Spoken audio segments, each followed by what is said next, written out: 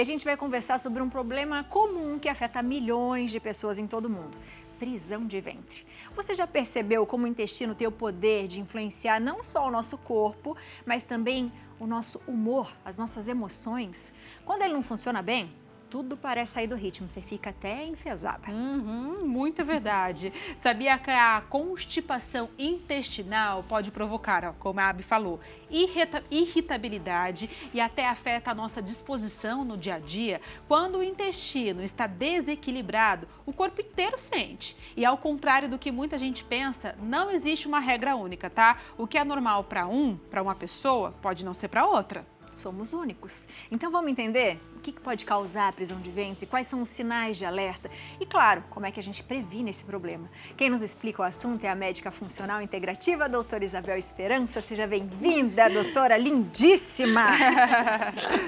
Seja bem-vinda! Que delícia daqui de novo. Que delícia! Oi, doutora! Tudo bem? Fique à vontade. Seja bem-vinda. Pode se sentar. Doutora, eu estava comentando no começo do programa que quando a gente fala essa coisa de intestino, de ir ao banheiro, quando a gente é criança, às vezes é uma coisa assim, né? Vai pra escola, quando você fala assim, posso ir no banheiro? Daí se você demora, vai falar, foi lá e fez número 2. E você vai ficando com uma relação ruim com isso de ir ao banheiro, Até de né? não fazer fora de casa, né? Que é o que a gente fala assim, não vai fazer isso fora de casa. Não consigo fazer fora de casa. Fazer cocô tem muitas crenças. Sim. Então, existe, na verdade, até a questão de que quando a gente faz cocô, é como se você expusesse que existe algo de sujo em você. Sim. Então, as pessoas inconscientemente, e elas vão aprendendo ao longo da vida, né, ao longo da criação. A criança, ela aprende quando você fala, olha, é o número 2, isso é feio, vamos lá. Então, isso é uma mensagem que, sem perceber, porque também aprenderam, os pais passam para as crianças. Então, fazer cocô ainda é um tabu em 2025. Sim. As pessoas ainda têm reservas até de falar a frase, nossa, cocô é cocô. Todas as pessoas fazem cocô. E fazem cocô para ficar saudáveis. É isso que é. Então, eu acredito que quando tirar isso da criação, quando a criança perceber e ela aprender que isso é próprio, é do corpo, é fisiológico, é normal, precisa, é necessário, ela começa a não ficar tão refém disso. Aonde as meninas, na criação, elas costumam ser mais julgadas, sim. Porque a menina, ela tem que ter modos. Então, ela é feio, ela não pode fazer isso. As mulheres, sem dúvida alguma, é a população que mais prevalece a constipação intestinal. Mulheres são muito mais constipadas do que homens. E o que seria exatamente a prisão de ventre, doutora? Olha, a prisão de ventre, eu sei que existe uma necessidade de fazer cocô todos os dias. Mas o que a gente classifica mesmo como uma constipação é o quê? A sensação de uma evacuação incompleta. Então, você foi ao banheiro, fez cocô, mas sentiu que você não fez tudo. Isso é um dado assim muito mais significativo do que só naquele dia não ter feito cocô. Olha isso. Então, se eu vou ao banheiro todos os dias, mas todos os dias eu tenho a sensação de que eu tinha mais para fazer e não fiz, isso é muito mais significativo. Eu, assim, já tive muita prisão de ventre e ficava, às vezes... não, né? Quem não? Quem não? Ainda mais, né? Como você falou, nós mulheres. Quem não? Eu já cheguei a ficar, assim, tipo, 10 dias sem ir no banheiro. Daí, quando às vezes comia alguma coisa, assim, que por um milagre, daí vinha aquela dor de barriga, aquela de você não aguentar cólica e tudo que, né, vem junto. É claro que a gente falou também no começo que não existe a frequência correta. Mas assim, passando de quantos dias que você tem que ter aquele sinal de alerta de tentar ir no médico fazer alguma coisa? Então, a sensação de evacuação incompleta já é um sinal de alerta. Já precisa procurar o médico. Tá. Fiquei um dia sem fazer cocô e eu tenho outros sintomas associados. Então, eu tenho distensão, essa barriga está muito distendida, eu tenho incômodo. Essa pessoa costuma cursar com insônia. ela cursa não só com a distensão, mas com azia, queimação, a digestão ruim. Ela começa a se alimentar mal, porque esse trânsito perturbado, né? Porque ele precisa fluir. Sim. Se ele está sendo impactado, é muito comum que as pessoas percam um pouco do apetite também. Então, isso tudo é sinal de alerta de que um profissional, ele precisa ser consultado. Porque o ideal é que as pessoas vá ao banheiro e que não só vá, mas que depois de ter ido, elas se sintam aliviadas. Eu realmente pus para fora tudo que o meu corpo criou de lixo, de dejeto que ele precisava jogar. Imagina uma casa que ela não consegue que o lixeiro faça uma coleta por uma semana, por 3 dias. Olha como você, olhando a imagem dessa casa, olha como não é perturbador. Imagina isso para o corpo. E as pessoas tendem a normalizar, porque como é comum, as pessoas tendem a achar que é normal. E são coisas totalmente diferentes. Comum, mas nunca vai ser normal. E quando você está assim, né, doutora, geralmente, eu já fiz muito isso na minha vida, usar laxante. Até quando ou quanto, nunca, aquelas assim, isso prejudica o nosso trato intestinal, porque parece que você começa a acostumar. Depois que você usa o laxante, daí você fica dias de novo sem ir ao banheiro, e aí fica aquela coisa, então agora eu preciso de novo, agora eu não consigo mais. Como que isso funciona, doutora? Parece que o seu intestino fica esperando aquele impulso para você conseguir, né? E sabe o que é mais engraçado disso? Porque as pessoas acham que os laxantes naturais, eles têm uma licença poética para existir, né? Então, não, eu tomo, tem vários aí no mercado, acho que não compensa falar o nome, mas quando tem o cunho natural, a pessoa acha que ela pode fazer aquilo e que não vai trazer malefício nenhum. Isso não é uma verdade. Vamos colocar isso de uma maneira mais ilustrativa. Imagina algo que está impactado. Se isso está impactado, a ação de um laxante, ela vai fazer com que isso seja liberado de maneira muito abrupta.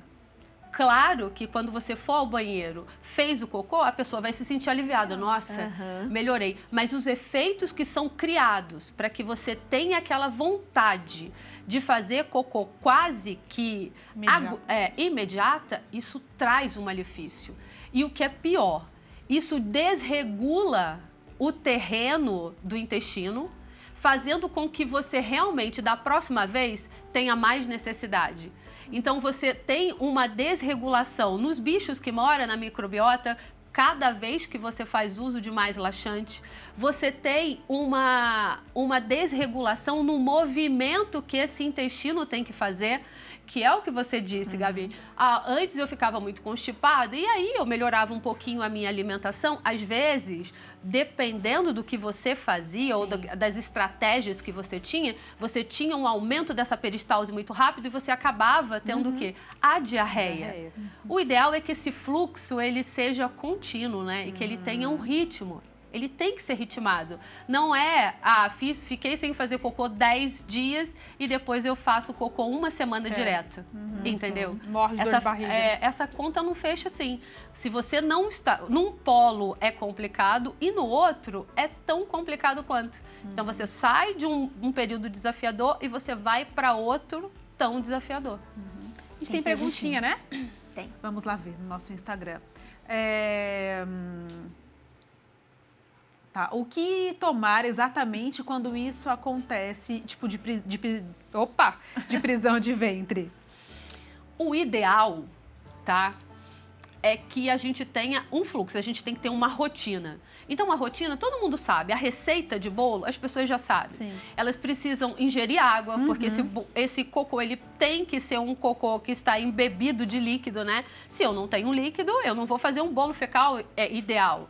Eu tenho que ter movimento. As pessoas que são mais constipadas, elas precisam entender que elas precisam ter movimento para fazer com que esse movimento da peristalse seja mais efetivo. Eu não sei se vocês leram, mas as pessoas que estão acima do peso, os gordinhos, eles tendem a ser mais constipados. Não é uma regra, mas eles tendem a ser. E por que o gordinho tende a ser? Todas as vezes que eu estou muito acima do meu peso, eu tenho uma força muito grande nos músculos do meu assoalho pélvico, que é o músculo que fica aqui embaixo. Isso sustenta o intestino, isso me dá força de evacuação. Quando eu sento na privada para fazer o cocô, eu preciso que essa musculatura ela esteja fortalecida. A pessoa que está muito acima do peso, essa musculatura ela perde força.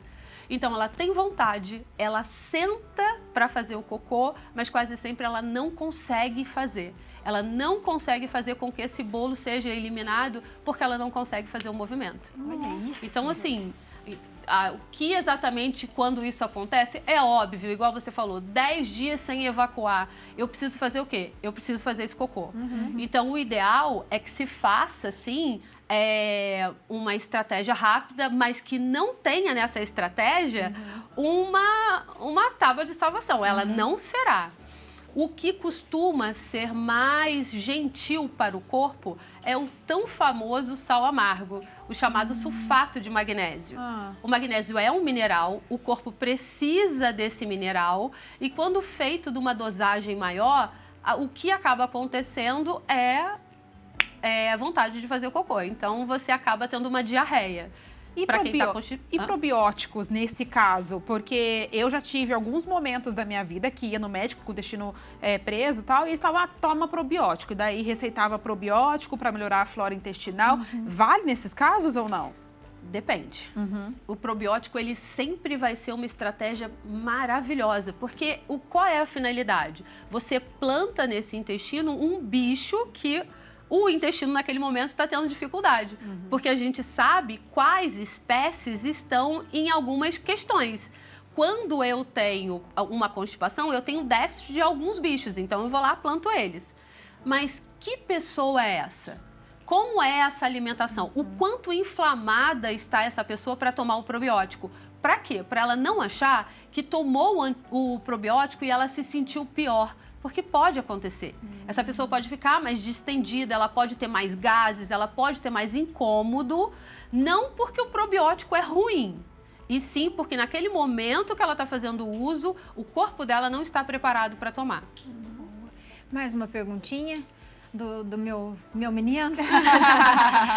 Quais fatores emocionais mais comuns, além dos sociais já citados, podem influenciar na constipação, avançando nessa inflamação do intestino, doutora?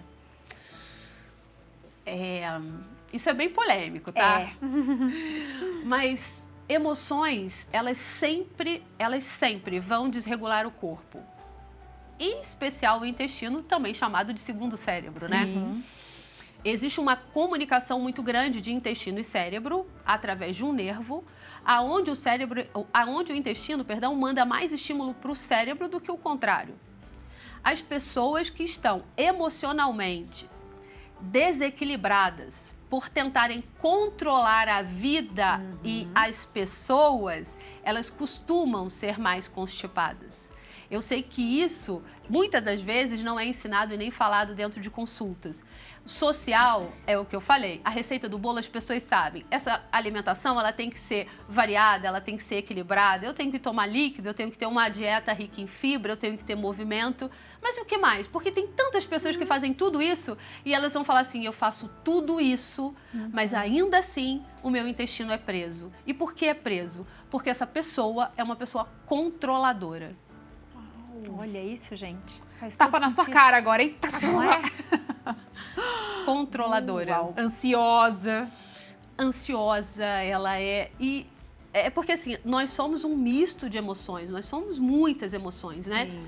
Mas o controle, a falsa impressão de que controla as coisas, ela está intimamente ligada com o descontrole do intestino. Nossa, gente, faz demais. É muito legal, né? Muito, muito legal. E é muito bom a gente falar sobre isso abertamente, né? Sim. Como a gente começou a falar, que é importante também você se avaliar e se as coisas não estiverem legais, procura ajuda, né? Vamos buscar ajuda, que o normal é você ir ao banheiro. E a gente sabe quando dá certo como a gente se sente bem, né? né? Então a gente igual sabe cachorrinho a que sai sensação, correndo. exatamente. Cachorrinho, a gente faz cocô e sai feliz da vida, feliz né? da vida. É esse sentimento que a gente tem quando a gente vai vai no banheiro regularmente. A gente fica feliz. Exato. Então acho que a gente vai entender. Doutora, volte sempre, porque tem sempre certeza. muitas perguntas para fazer. Muitas. Né?